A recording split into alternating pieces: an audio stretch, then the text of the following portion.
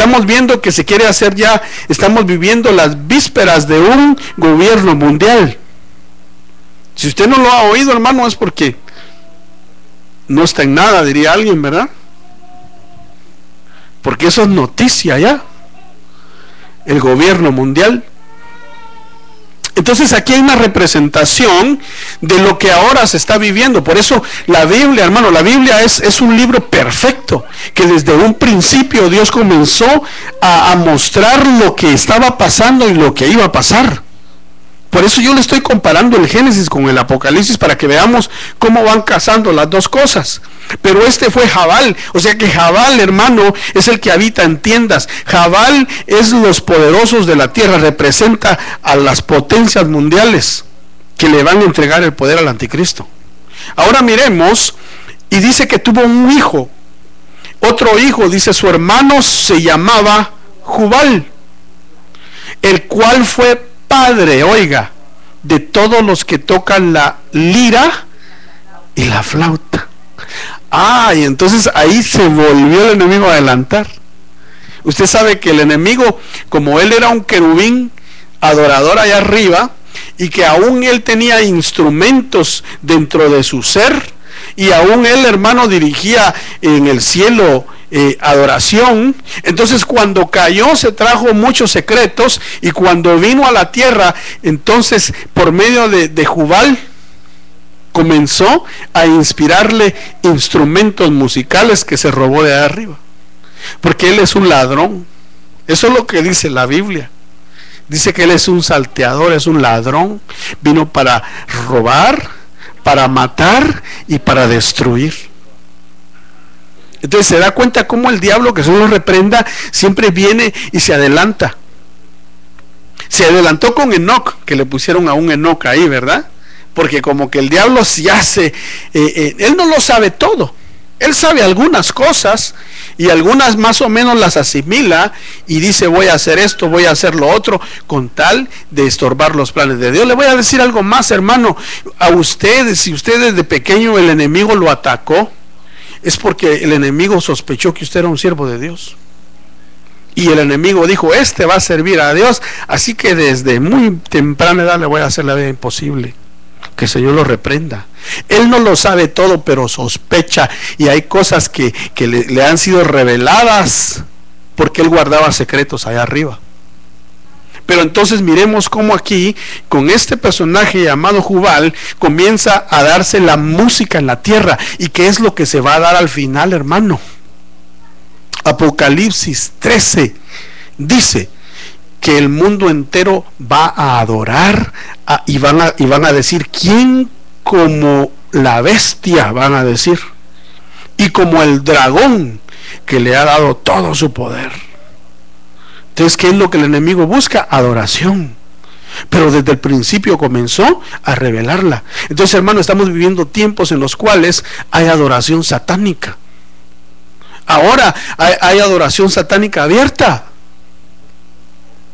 Hermano, disculpen lo que le voy a decir, y tal vez muchos me van a juzgar, porque hasta la mentalidad de la gente está cambiando. La Biblia dice en Daniel que el anticristo va a tratar de cambiar los tiempos. Y yo le digo algo, hermano, ¿no se ha dado cuenta usted que hay mucha gente tatuada hoy? Pero cantidad. ¿No se ha dado cuenta que ahora es cuando más han florecido los negocios de tatuarse? ¿Y no se ha dado cuenta que ahora es cuando es más aceptable?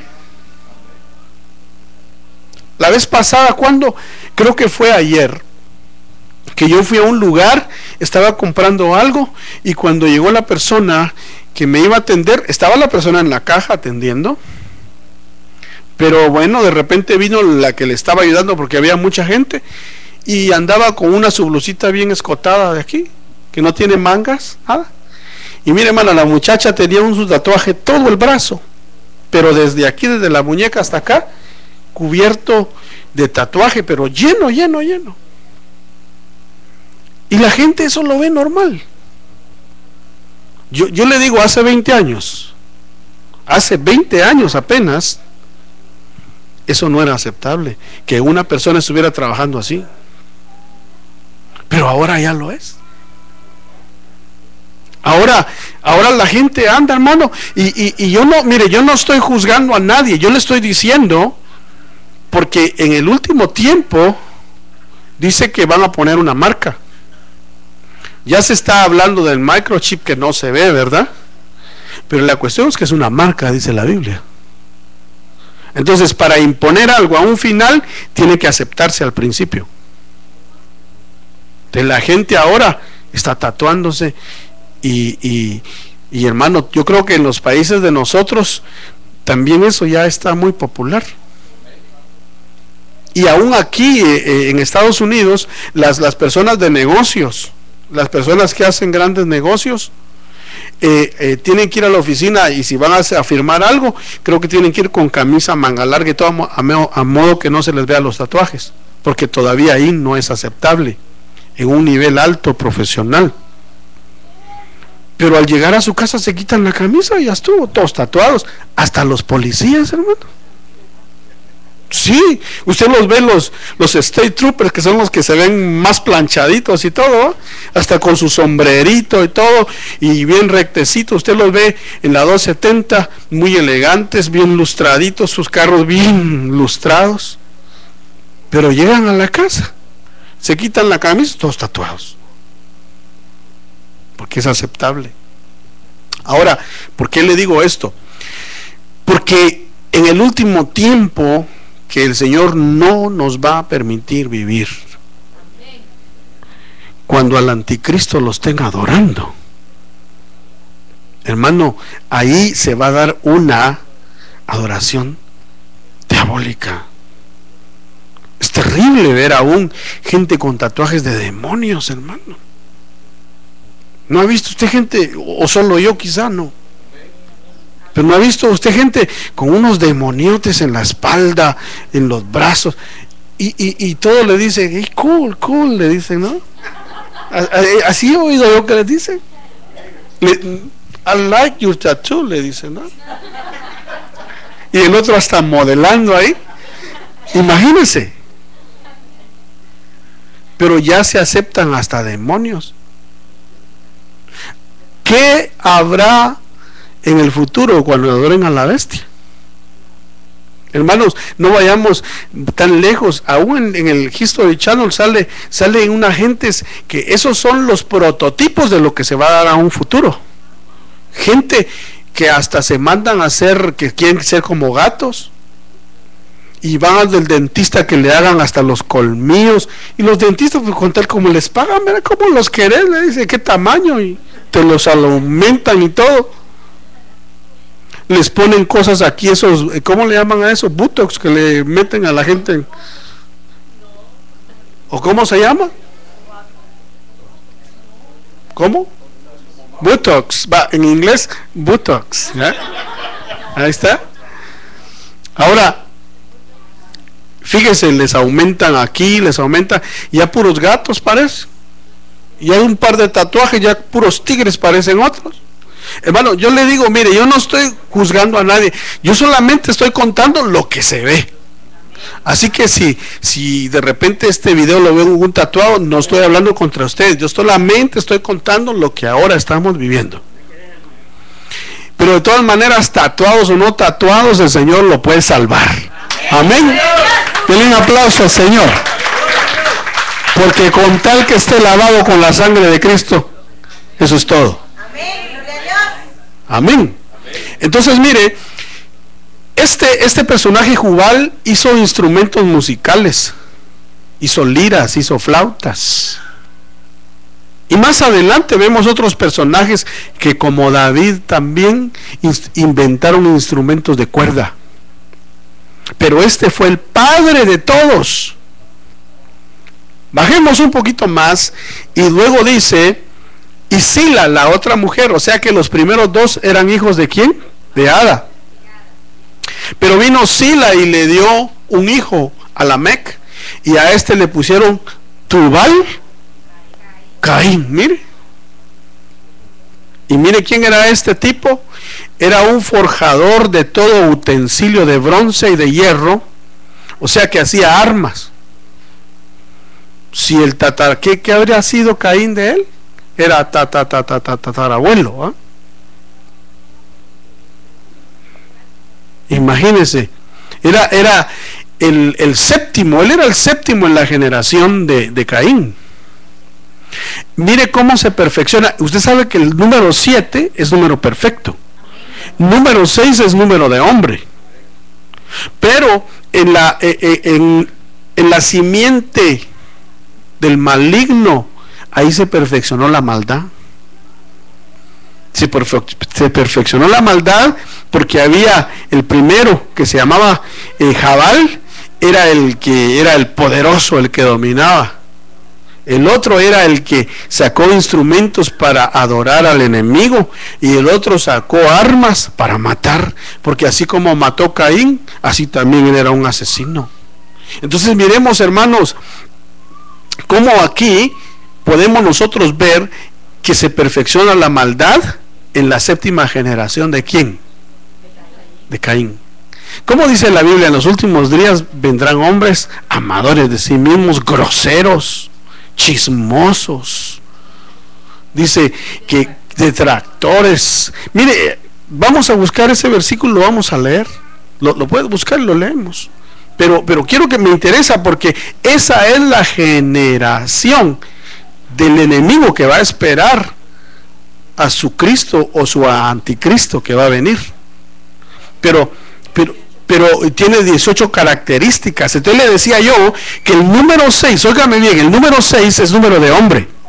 Por eso en Apocalipsis 13 dice que el número de la bestia es 6, 6, 6. Y luego dice: el que tenga entendimiento, discierna, descifre el número de la bestia. Entonces, ¿qué es lo que esto significa? El 666 está denotando el número de la bestia, el número de la maldad. Pero luego hay 3 personajes que van a salir,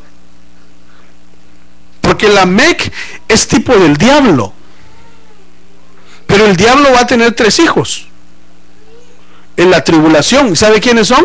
El anticristo, el falso profeta y la imagen que le van a dar vida.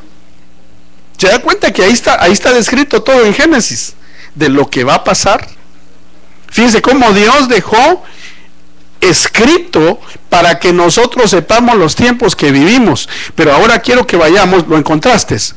Lo vas a leer, por favor. Mire, estos 3 personajes que vimos representan a la generación que va a adorar a la bestia.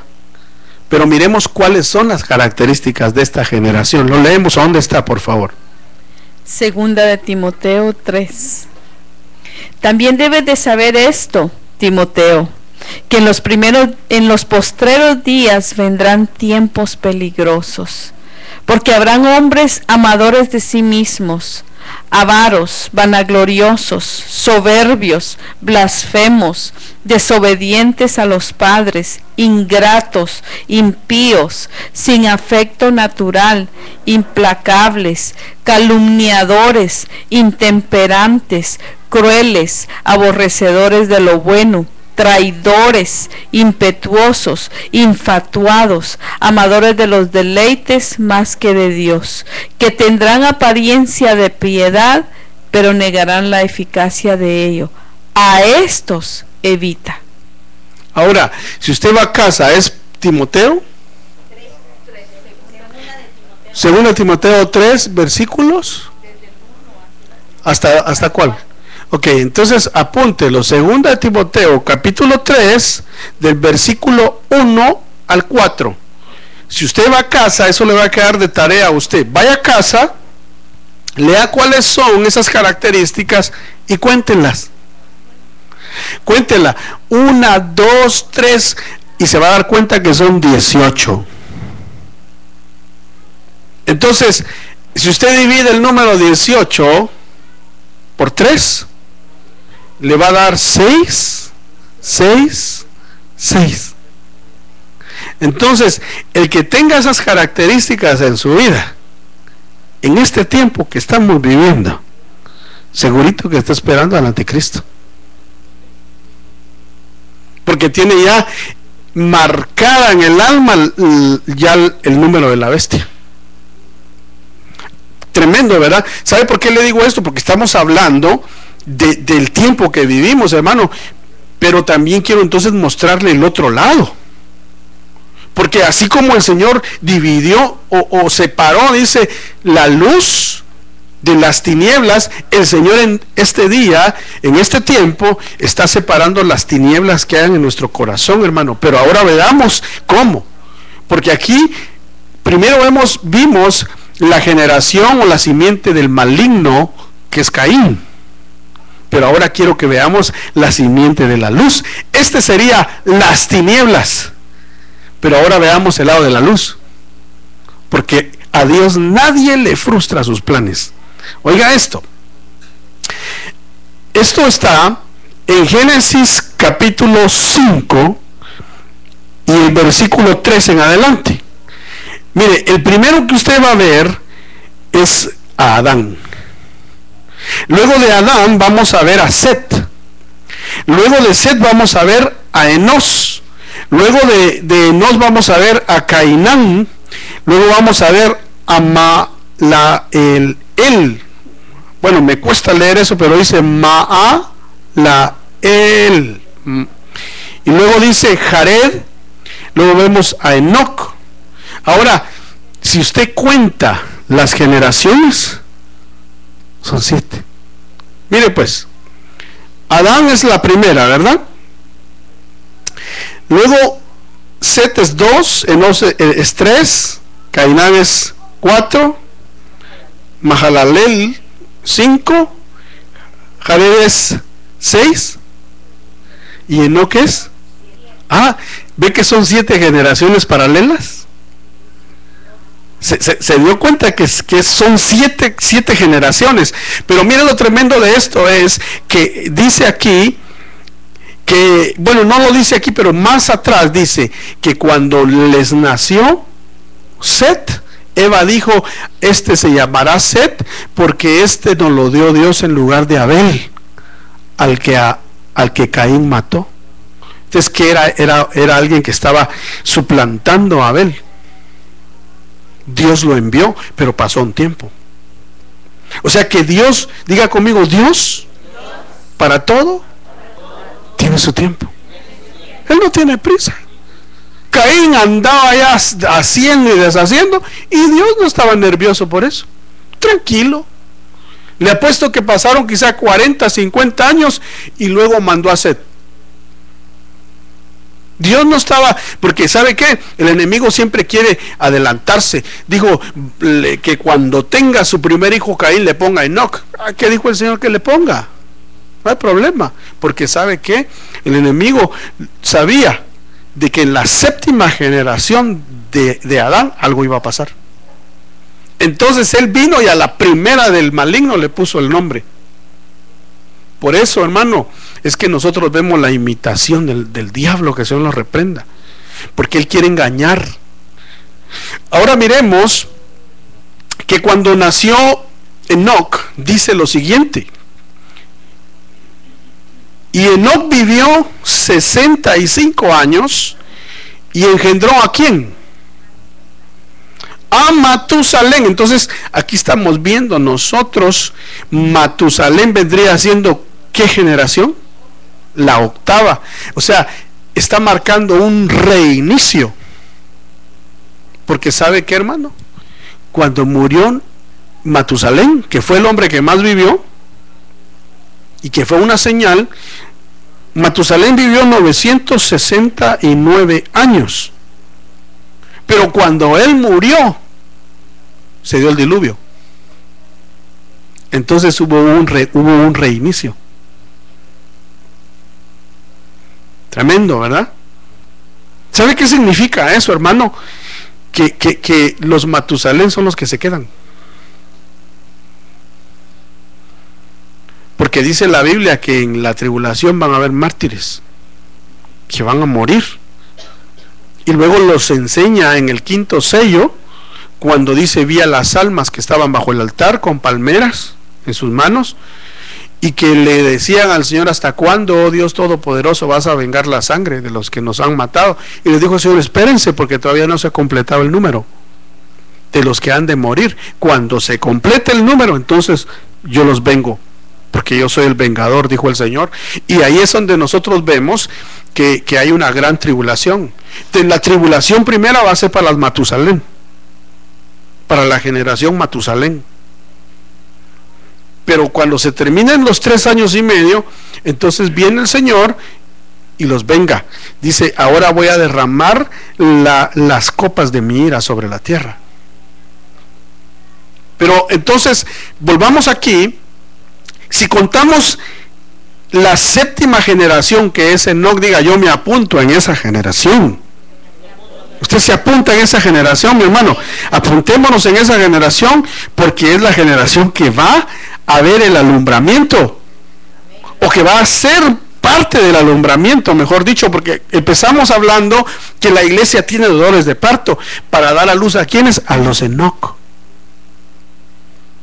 Estamos viviendo el tiempo de dolores. Diga conmigo: estamos viviendo el tiempo de dolores. ¿Pero para qué? Para que nos vayamos con el Señor, hermanos. Pero ahora entendamos, hermanos, ¿cómo nos vamos a ir con el Señor? Tenemos que ser hijos de luz. Ya vimos que los hijos del diablo, como son tremendos, ¿verdad? Ahí están. 2 Timoteo 3, 1 al 4, al 5. Terribles, hermano. Por eso, cuando leamos la Biblia ahí, miremos si no tenemos alguna característica de esas, hermano. Si a alguien le gusta ser chismoso, ahí dice que son chismosos. Así que si alguien es chismoso, en el nombre de Jesús reprenda a ser chismoso, porque esa es una de las características de los hijos de las tinieblas.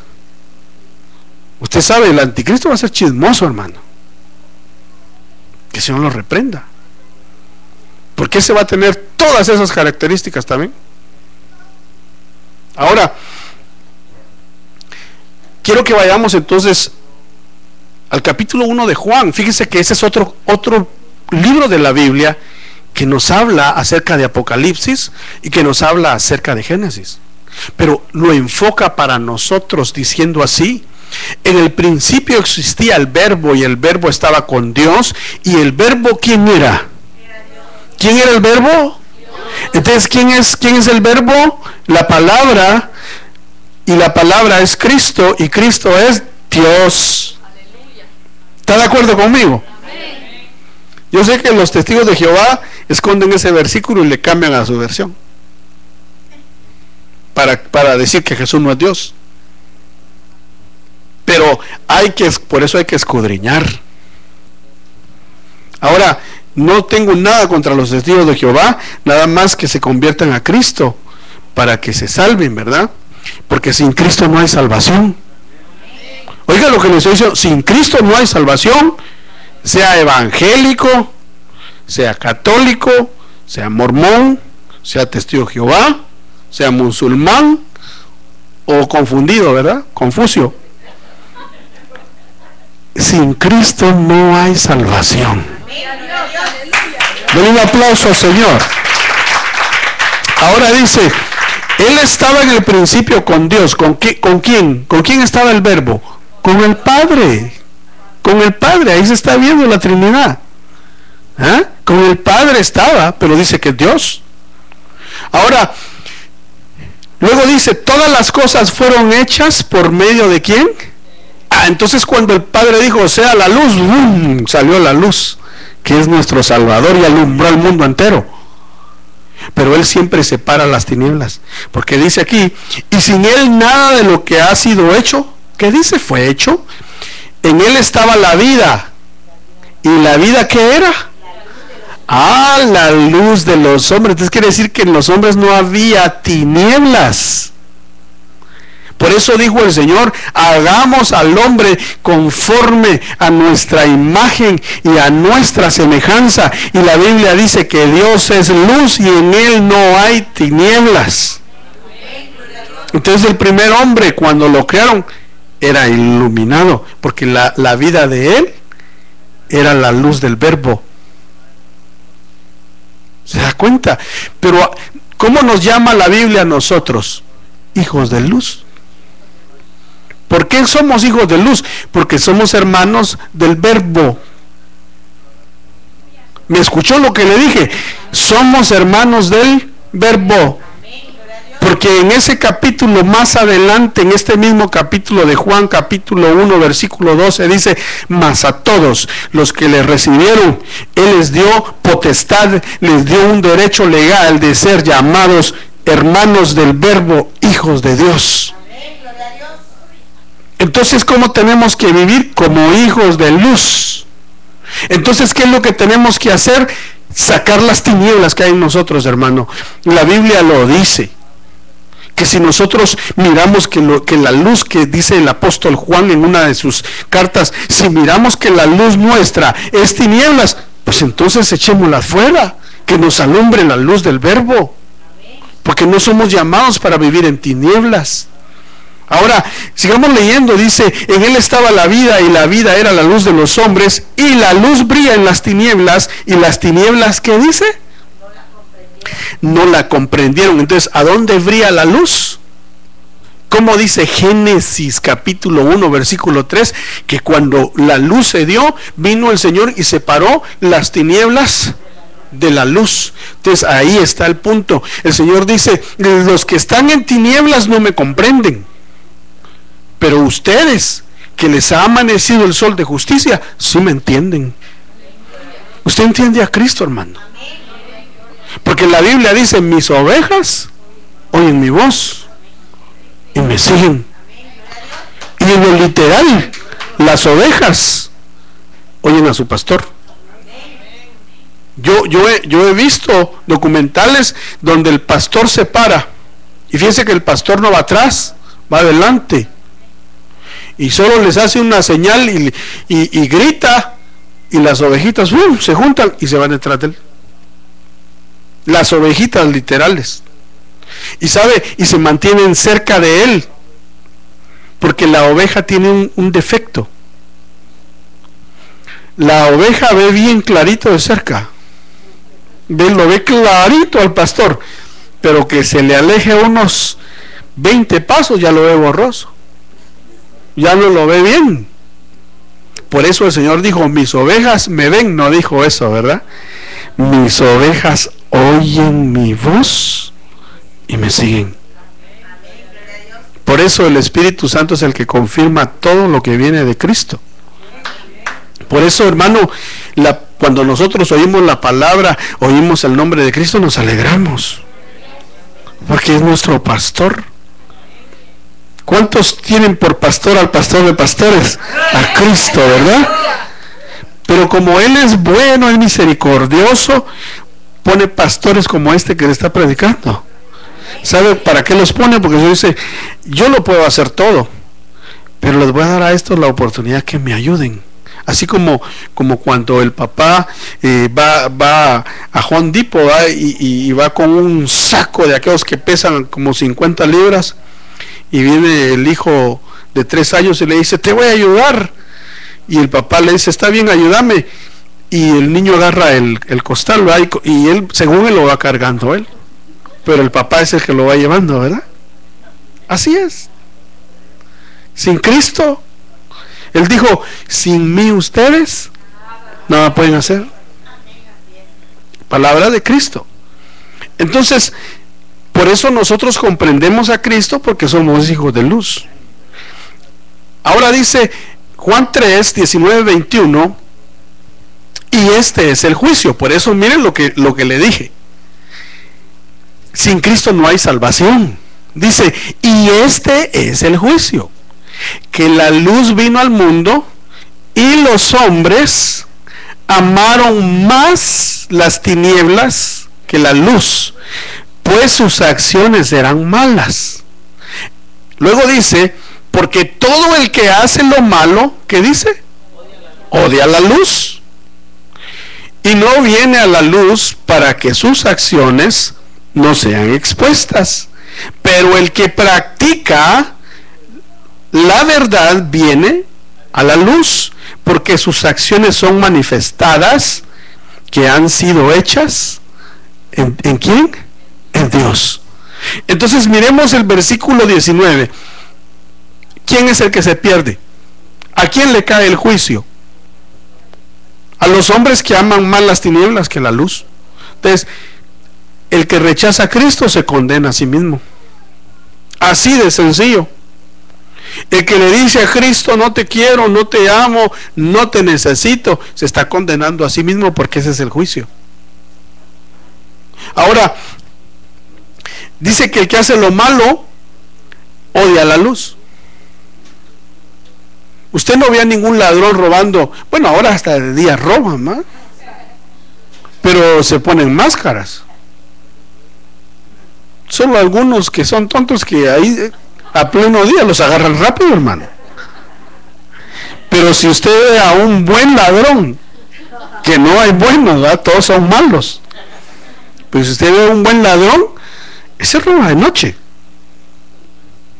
Y pasan años y años y años y ni el FBI los encuentra. Hasta que de repente dan la caída por ahí, de repente se están robando y un rayito de luz les alumbró la cara, ya, los agarraron. Por eso el que hace lo malo odia la luz, y en lo espiritual es lo mismo. Pero hermano, ¿usted ama la luz? ¿Sabe qué es lo que hace la luz con nosotros? Nos alumbra nuestros defectos.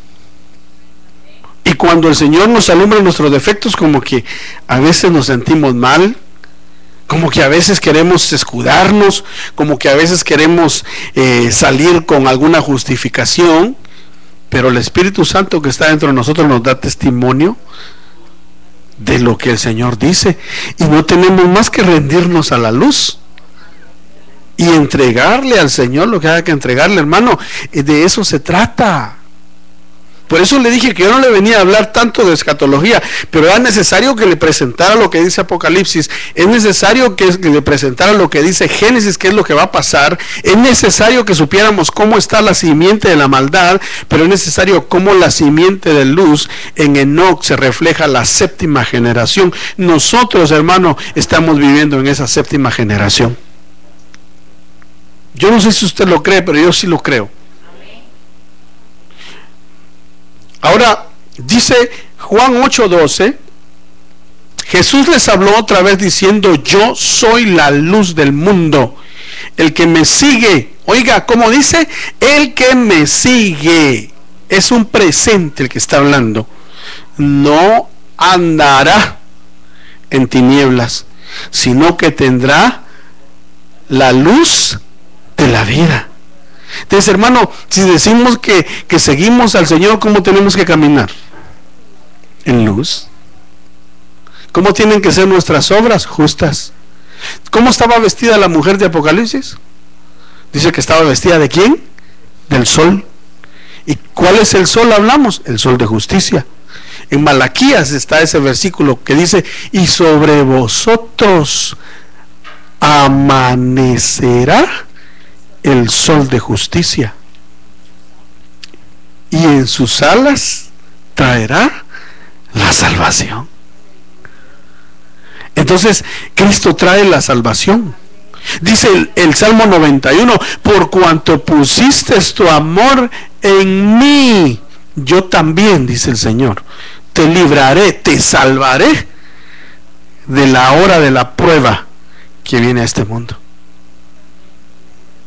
Pero ¿qué es lo que tiene que haber primero?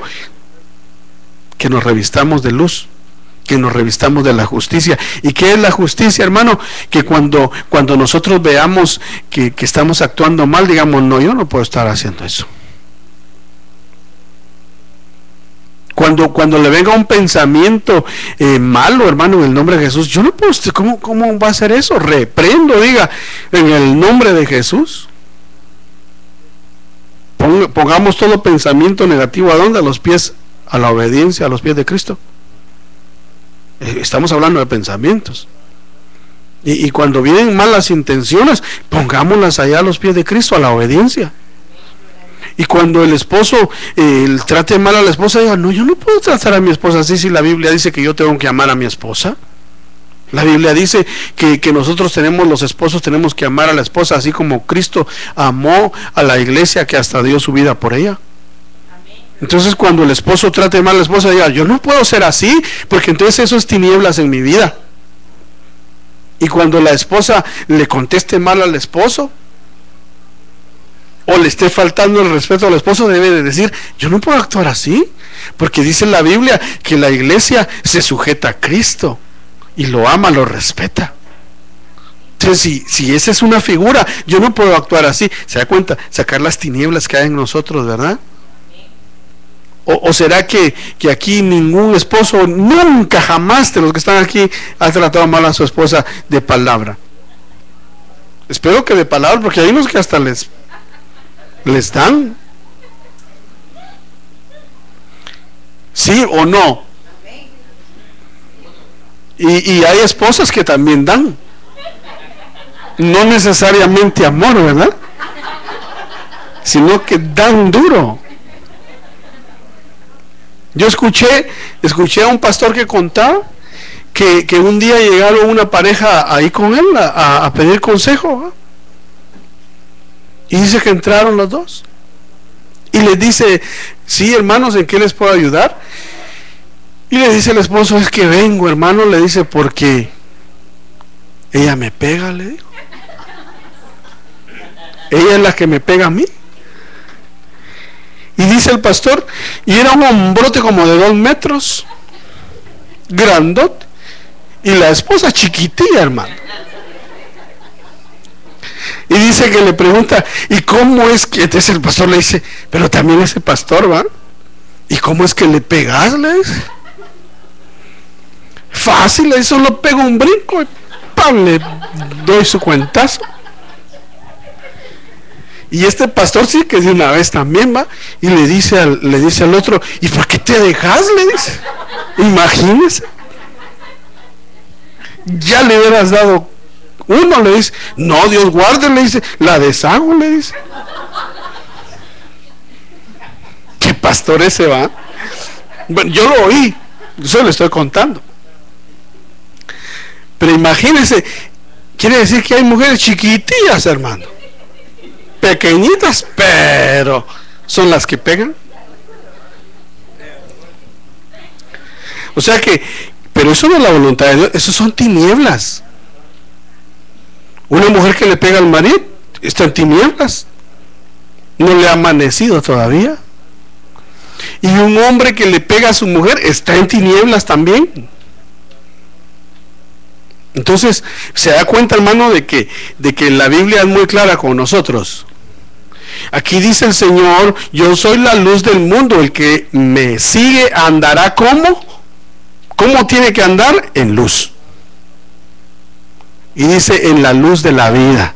O sea, lo que quiere decir es que viva a la luz de Cristo. Yo voy terminando rápido. Solo voy a leer esto. Mientras estoy en el mundo, yo soy la luz del mundo. Habiendo dicho eso, dice, escupió en tierra e hizo barro con la saliva y le untó el barro en los ojos y le dijo, ve y lávate en el estanque de Siloé, que quiere decir enviado. Él fue pues y se lavó y regresó, ¿qué dice? Viendo. Pues se da cuenta que el Señor está hablando de que Él es la luz. ¿Y qué hace la luz? Escupe. Hace barro y se lo pega en los ojos al otro. Qué forma tan rara de sanar, ¿no? No le hubiera podido poner nada más. Hubiera dicho, hermano, hay que ser uno más ético, ¿verdad? Y hay que ponerle solo las manos aquí que se sane. No, dijo el Señor, comenzó a escupir, hizo barro, se lo puso. ¿Sabe qué significa eso? Lo que significa es que el Señor se está humillando a sí mismo. Y lo que nos está diciendo el Señor, si yo me humillo, ustedes también tienen que humillarse. Si yo que puedo solo poner la mano y sanar, mas sin embargo me humillo a mirar al que está tirado en el polvo, hago lodo y luego lo transformo, ustedes también deben de humillarse. Hermanos, tenemos que humillarnos. Y es mejor que nos humillemos voluntariamente, ¿verdad? Así como el Señor lo hizo voluntariamente. para que vivamos en luz y miremos, porque este hombre dice que le pusieron, imagínense hermano, le ponen, él no, de todas maneras no se imaginó ni lo que le iban a hacer, pero me imagino que cuando comenzaron a ponerle lodo, haber dicho, ¿qué es esto? ¿Ah? Pero se humilló también, y después todo lodoso, ve a lavarte. ¿Quién lo llevaría, hermano? A saber. De repente Pedro, lo llevaron, pero dice que lo llevaron, ¿a dónde lo llevaron? Mira lo interesante, al estanque de Siloé, que quiere decir enviado. O sea, tienes que ir no a donde tú quieras, hermano, sino donde te envíen. Porque ahí donde te envíen va a haber agua limpia, que te va a lavar, que es el agua de la palabra, y que te va a dejar ver a ti y a mí.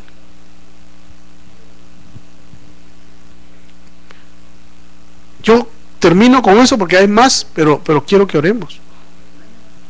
Pero le digo algo, hermano, nosotros queremos irnos con el Señor, ¿verdad? Entonces tenemos que andar en luz.